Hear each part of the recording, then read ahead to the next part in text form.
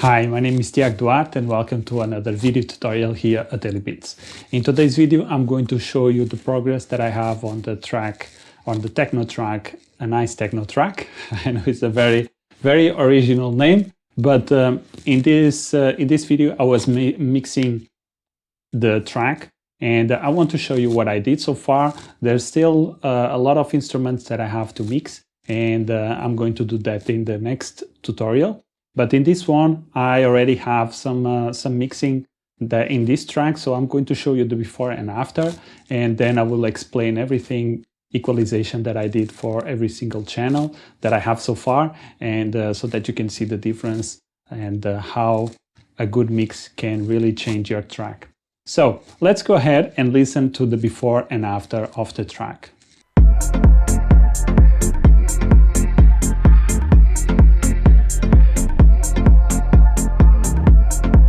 So this is with all the mixing that I've done. Let's hear now without the plugins.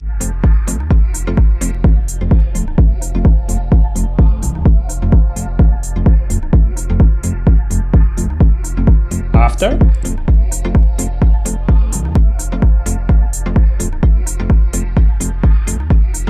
And before.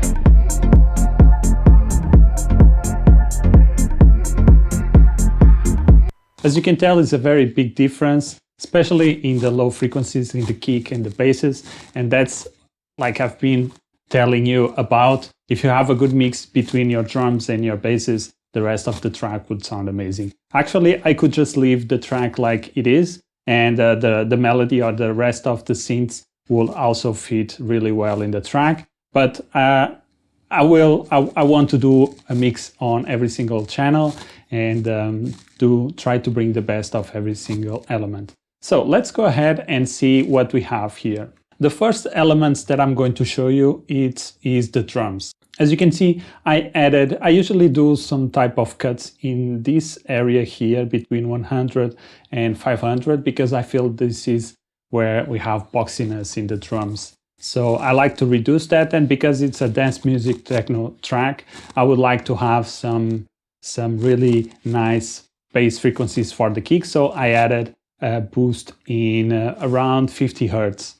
And then I added also two boosts in the higher frequencies around 2K and 10K, so that I can bring a little bit of the percussion and the hi-hats to make them sound a little bit more interesting or more present. So now let's hear the before and after.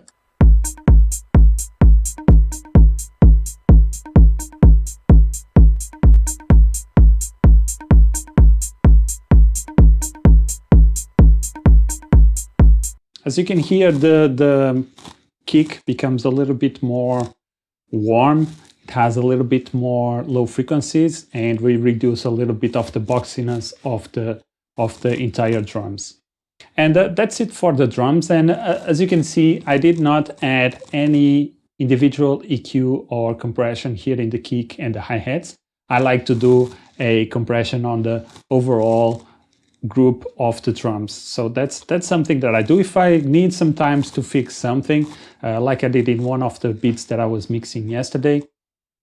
I needed to fix the kick. I thought the kick was too boxy, and I went on the individual kick and then I applied some correction. But that's a special case where I just want to fix something, and then I go into the drums and to the individual tracks, and then I applied individual EQ to the individual instrument or individual track.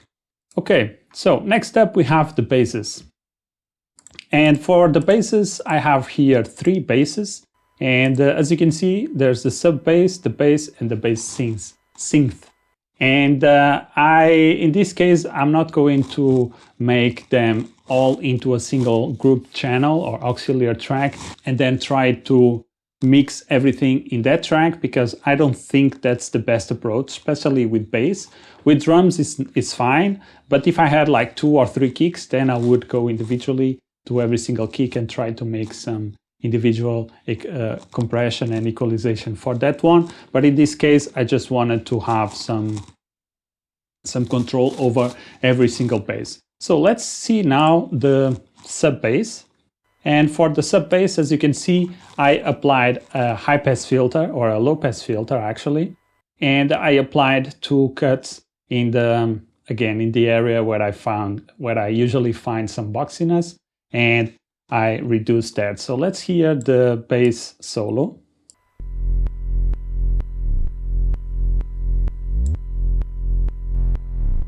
And as you can see, there's a lot of high frequencies in this bass.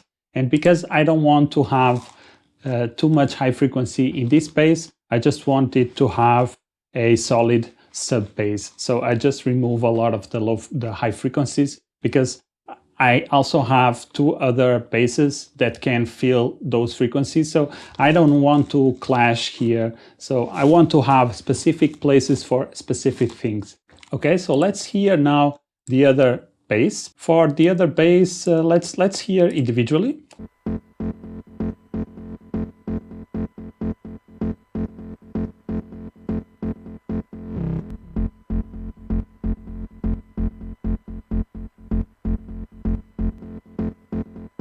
And as you can hear in this one, it had a lot of low end. And I cut it low end in this bass because we have the sub bass. And with the sub bass together, it sounds like this.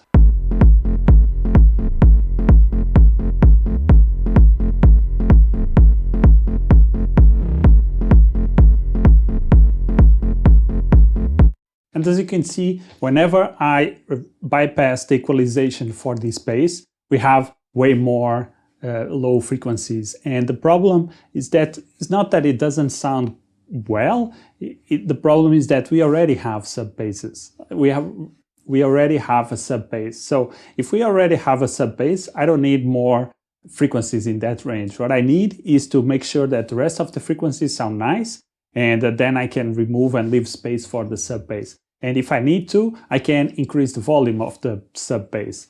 So that's why in this bass here, I applied a high pass filter, and then I applied 2 boosts, and again another cut here because this is the boxiness.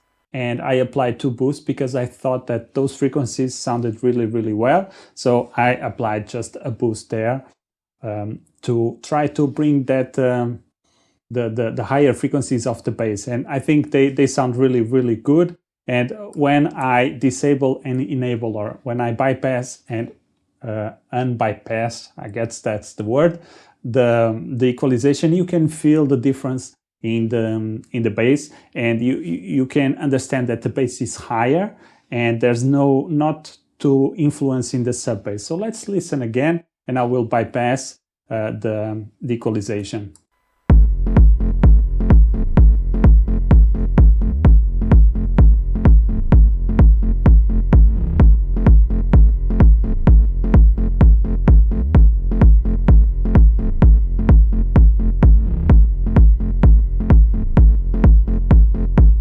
Very subtle, but it sounds really, really cool when you apply the equalization, because it makes the bass shine a little bit more than if it was without the EQ. And also it leaves space for the sub bass to have clarity. So whenever I applied the EQ, the clarity of the track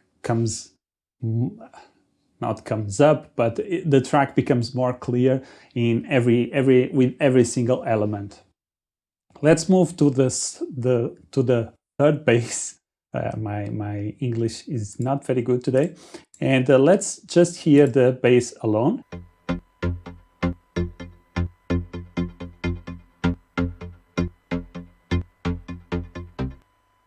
And again, this is the same thing that I applied for the other bass.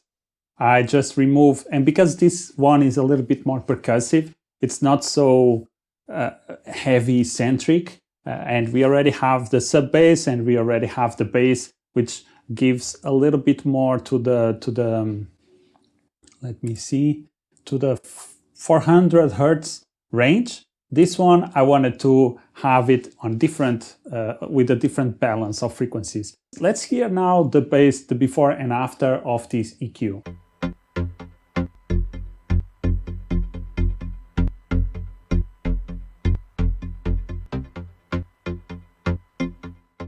As you can hear, individually, it's way thinner. So if this was a solo bass, it wouldn't sound very nice, but we have to always have a context. We have to put it well in the context of the track. So now let's enable every single bass and the kick. And let's hear the before and after, the difference of this EQ bypassed.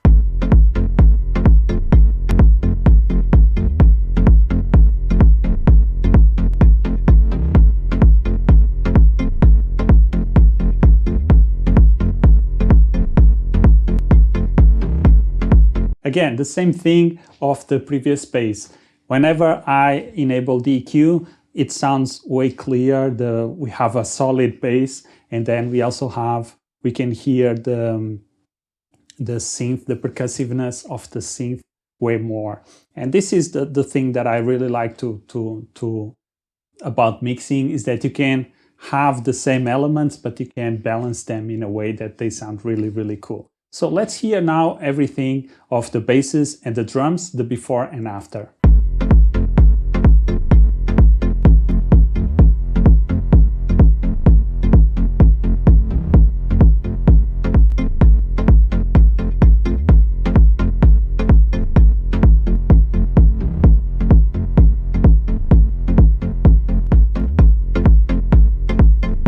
As you can hear, it's a very big difference, and it makes me smile because I really like the way the track is going.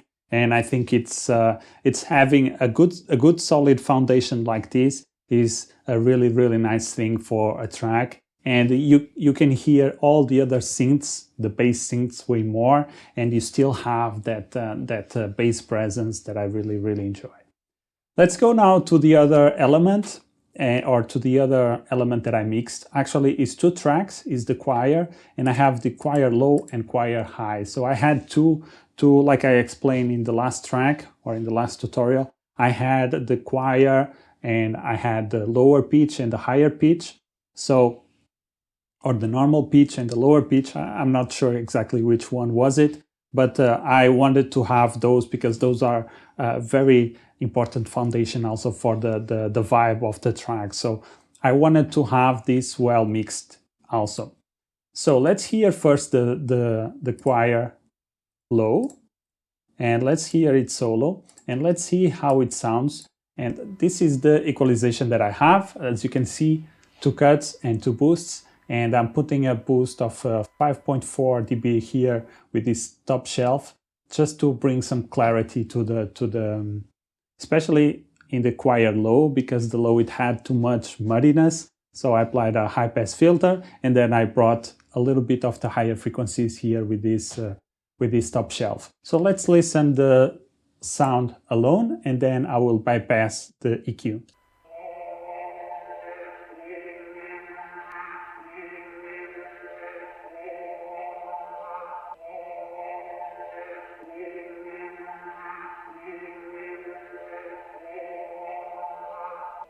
In this one, there's not a big difference, but again, I don't want here big differences. I just want them to sit better in the track. And it's a little bit more clear because we removed some of the low frequencies, but that's it. Let's hear now the second element, which is the choir high. And this is the EQ that I applied again. I applied a low pass filter and then a cut here and a boost of around 5K. So let's listen to this one. Again, the difference will not be that significant, but the thing here is that as long as it sounds good, you don't have to do a lot of mixing sometimes in certain elements. You just have to make sure you don't have lower frequencies messing up your bass, but that's it.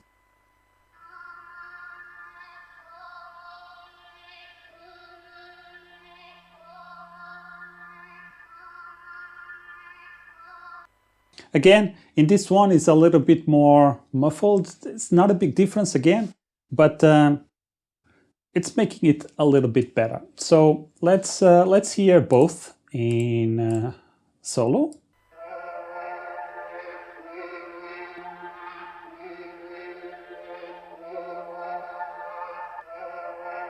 And when I remove all the plugins, you see that especially the low choir had a little bit of more energy in the low frequencies, and I'm just removing that because I don't want any conflict with my bass. So I spend so much time fixing the bass and making sure the drums and the bass sound nice that I don't want any influence there trying to perturb my bass.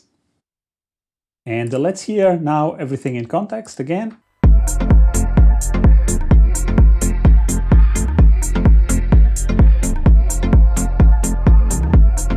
And this is the after. Now let's hear the before.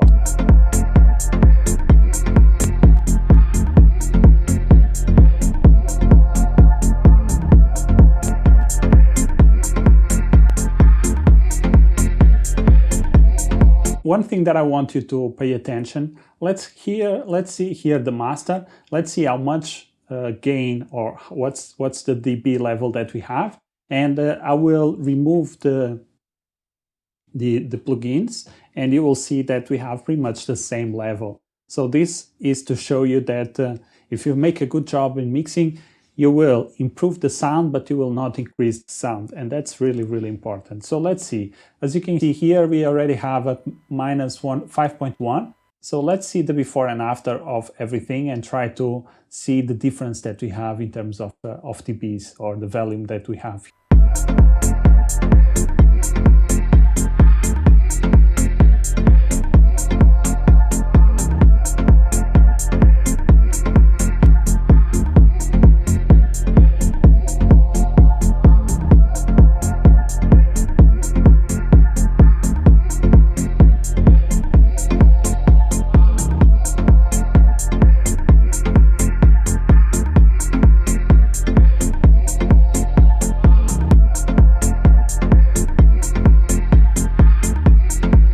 As you can hear, pretty much the same, -6.2, and this is very important because if the output level is the same or has the same peak level, but the track sounds better, it's a good indication that you are making a good job. And if the track sounds better than without the plugins, it's a really, really good indication that your track is way better than it was before, and you are doing a good job as a mix engineer. And yeah, I think that's it. I don't have too much stuff in, this was a quick session that I had to do because I had some stuff to do afterwards. So I was not able to complete the entire mix. But as you can hear, the track sounds really, really nice. It's in a very good way. And there's still some stuff that I need to do here, and I will do that in the next video. But so far the track sounds really amazing, and I like the way this track is going, and I think it's a very interesting and exciting project to finish. So that's it, guys. I hope you enjoyed this video. If you are new here to this channel, subscribe and activate notifications so that you know whenever I upload a new video or a tutorial or a beat.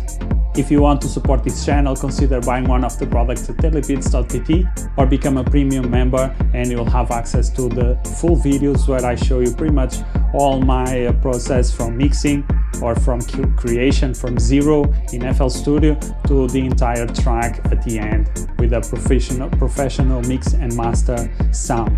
And you'll also be able to download project files and sample packs. We have a very extensive list of sample packs that you can download, and you will be able to improve your library of sounds and be able to have more inspiration to make better music. And you will also have access to the Q&A sessions where I get all of your questions and I answer them with videos so that I can help you accelerate your learning curve and make better music faster. So that's it, guys. I hope you enjoyed this video, and I'll see you in the next one. Peace.